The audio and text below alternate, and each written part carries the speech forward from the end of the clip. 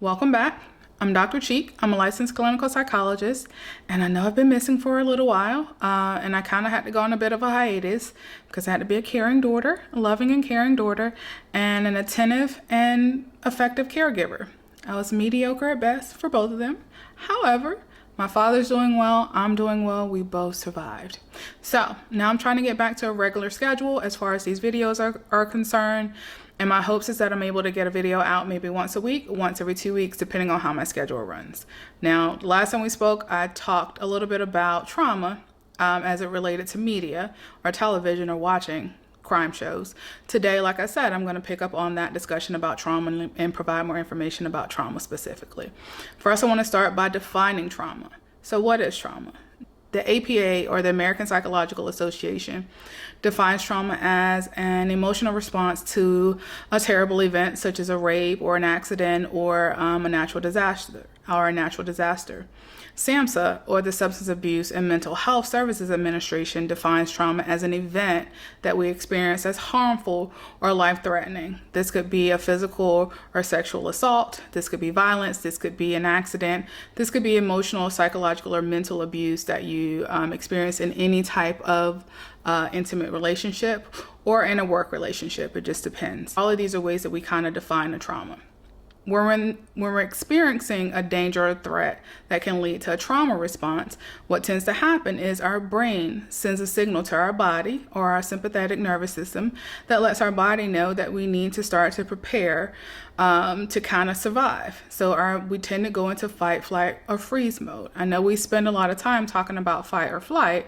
However, there are three that we primarily focus on, which is fight, flight, or freeze. So there's fight, flight, or freeze that are the primary three that we focus on. And there's a new one called fawn that I haven't actually put a lot of research into or actually looked up extensively as it relates to the trauma response or reaction to trauma. However, like I said, when we are in face of a threat or a danger, the brain sends a signal to the body that says we need to prepare for fight, flight, or freeze. So your body may experience things such as elevated heart rate or tingling in your fingers and your toes, which typically signals that your blood is kind of moving from your extremities. You may feel like you want to evacuate your bowels or need to use the restroom. You may feel like this heat response sometimes that may feel like is rising from the back of your neck and kind of taking over your head. And there may also be the one of the final steps in that process when we're dealing with trauma is that that front part of our brain, which we call the prefrontal cortex or that frontal lobe, that kind of goes offline. And the reason that goes offline is because we need to be able to, that's a part of our brain that actually allows us to think things through, to rationalize what's happening in the moment, to kind of organize information, and to try and kind of inhibit some of the behaviors and the thoughts we have at times. However, that goes offline because when we're in survival mode, we don't really have a lot of time to think things through. We're just trying to figure out how do we need to react and respond to survive. So we're either going to fight, so we're going to become aggressive, we're going to do what we need to do to kind of actually fight in that situation. We're going to figure out what we need to do to be able to move quicker. Our body's going to prepare us to try to move quicker. That's the flight. But our body is also going to prepare us to kind of conserve some energy to kind of actually be able to make it through that situation, and that's a freeze. All of these things can kind of happen when you're dealing with a threat or trauma, and we may have different responses or different fight, flight, or freeze responses based on the trauma that's occurring. Now, what tends to happen is once the threat is gone, once the danger is no longer present, we get an opposing signal from our brain that kind of lets the parasympathetic nervous system take over to say, how do we start to calm these bodily systems? How do we start to change the elevation of the heart rate? How do we stop that sweat response, that skin response to start sweating? How do we stop that feeling that we needed to go to the restroom and stop that tingling in our fingers and our toes? All of those things start to calm down, and you start to be able to get to a place where you kind of try to make sense of what's happening, what has happened, what your emotions and your thoughts are as it relates to that experience. And there's a time frame after experiencing a trauma that we allot to kind of process the trauma, because it would be unrealistic for us to believe that we can experience something that's harmful or possibly life-threatening and then kind of go back to normal everyday living. So there is a time period where we have time to actually process the trauma, and there may be a time where we have those elevated emotions as it relates to the trauma. So you may feel more anxious, or you may feel a greater level of depression as it relates to having to experience this. And sometimes we a simple example is getting in a car accident. And let's say it's a non-threatening, non-injurious car accident. Even in those situations, the trauma itself can have you feeling like, at least for a couple of months or several months, that you don't feel comfortable getting in a car, or you don't feel comfortable driving a car. You don't feel the same level of confidence in driving a car. That's a normal, natural response to a traumatic event. Now, not everyone who experiences a trauma, whether it's one large event or multiple complex events, has post-traumatic stress disorder, or PTSD. So now let me repeat this again for the people in the back. Not everyone who experiences a trauma has PTSD. And that's simply because PTSD is a specific cluster of symptoms that co-occur all at the same time after a significant amount of time has passed for you to have the natural, normal response to a trauma. Now, some have theorized that when you develop post-traumatic stress disorder, that secondary response from your brain that goes to your parasympathetic nervous system that sends a signal that you're no longer in threat kind of doesn't happen. That's one theory, that you never receive the signal that lets you know that you're no longer in threat. So you always feel on edge. You are always amped and ready to go into fight, flight, or freeze pretty quickly. One is no better than the other. That doesn't mean someone who is processing the trauma and does not have post-traumatic stress disorder has no other mental health concerns as it relates to the trauma. Some people may have residual anxiety as it relates to the trauma. Some people may have increased depression. Some people may have a combination of both. And some may have another mental health concern as it relates to that trauma. Not everyone meets criteria or has all of the cluster of the symptoms after a significant amount of time to be able to be diagnosed with post-traumatic stress disorder. Now, if we think about it, when we experience a trauma, while that trauma is occurring, all of our senses are typically active and being utilized, even without our awareness. So there are 5 senses. I normally forget at least one of them, so let's see how I do. So there is smell, there is taste, there is touch, what we feel. There is also what we hear. There is also what we see. I did all 5, so kudos to me. Now, when we're experiencing a trauma, our body is taking in signals from our environment, whether it's what we smell, what we hear, what we taste, what we see, what we feel, all of these things, our body is kind of taking notes of those things. So when we're no longer in the face of that threat, even if you don't have post-traumatic stress disorder, you may be triggered by what feels like normal, everyday environmental cues. And the reason why you're triggered by those normal, everyday environmental cues is because they are reminders of that traumatic experience. So sometimes your body will start to react as if it needs to go into fight, flight, or freeze, even without your awareness. And that's because it's been triggered by something in the environment. So one of the greatest ways of being able to manage that response, or that fight, flight, or freeze response that kind of comes out of nowhere and out of awareness, is start to become more aware of what are those environmental cues that seems to be triggering that same fight or flight or freeze response that is familiar to the trauma. It could be a smell. It could be a specific sound. It could be a specific taste. It could be a specific feel or touch that happens that kind of triggers that same fight, flight, or freeze response as if you were in the trauma.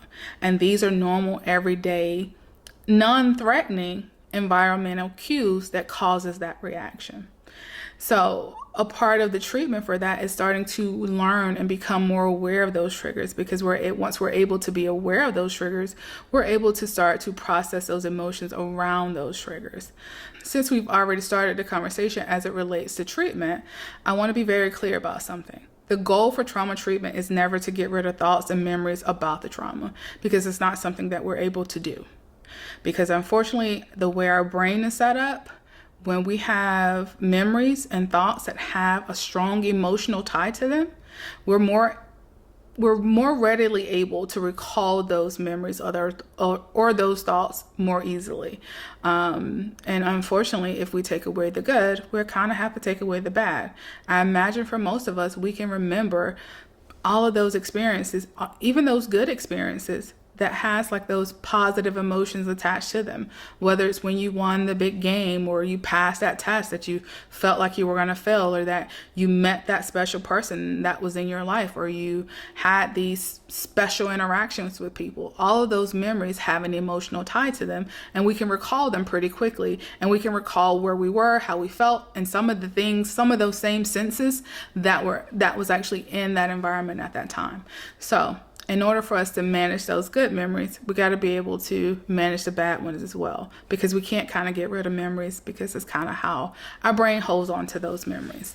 So the goal of treatment is never to get rid of those thoughts and memories. It's to learn how to manage the emotions that are associated with the trauma, and also to allow ourselves to process the trauma. One of the hallmarks, or one of the theories, is that the hallmark that kind of keeps us in the recovery process when it comes to post-traumatic stress disorder or dealing with trauma is avoidance. So either we're avoiding places, we're avoiding people, we're avoiding emotions, we're avoiding all of these things to kind of keep us from feeling those uncomfortable emotions. And when we avoid it, we give those people, those places, and those emotions more power than they may or may not have. And the reason I say that is because we aren't typically avoidant of things that we're not terrified of. So we're now terrified of these normal, natural emotions that we may feel. And because we're terrified of those things, and we're terrified of those neutral environmental cues and people in our environment, now we avoid them.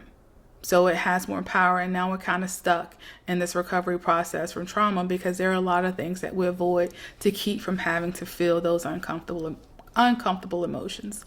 So that's a goal for trauma treatment, is for us to kind of learn how to process those uncomfortable emotions, so that we can have those thoughts and we can have those memories, but we don't have that same level of emotional reactivity to those thoughts and memories. Now, there are several interventions for trauma. There is cognitive behavior therapy for trauma. There is prolonged exposure. There is also cognitive processing therapy for trauma. There is written exposure therapy for trauma. There is, I believe, emotion-focused therapy for trauma, as well as solution-focused therapy for trauma. All of these are interventions that are actually geared towards addressing the trauma and addressing the emotional responses to trauma. All of them have a different mechanism that they utilize to kind of initiate our change response to trauma itself. Now, with treatment, the goal is to kind of address those areas in our lives that tend to be affected by trauma. And there are multiple areas in our lives that are typically affected by trauma. One of them is safety. So how safe do we feel in our own space with ourselves? Do we feel like we're able to keep ourselves safe? Are we safe to be around on our own? There's also, do we feel safe with other people? Do we feel safe with other people in our spaces? Who are those people that we feel safe around? Now, also there is trust. It kind of goes hand in hand with safety. Trust is, do I trust myself to make the best decisions? Do I trust my own judgment any longer? Also, do I trust other people? Do I trust other people with myself, whether it be my physical, my emotional, or my mental safety? Do I trust people with those things? There's also control. What level of control do I feel like I need? A lot of us tend to feel like we need a higher level of control. That way we can prevent any negative thing from happening. Because we feel like if we control everything, then we kind of can predict if something negative will happen. And also, what level of control do I feel like other people have in my life? And what level of control do I want to give them? We also have intimacy. Now, when I'm talking about intimacy, I'm not just talking about sex. I'm talking about emotional or mental or psychological intimacy.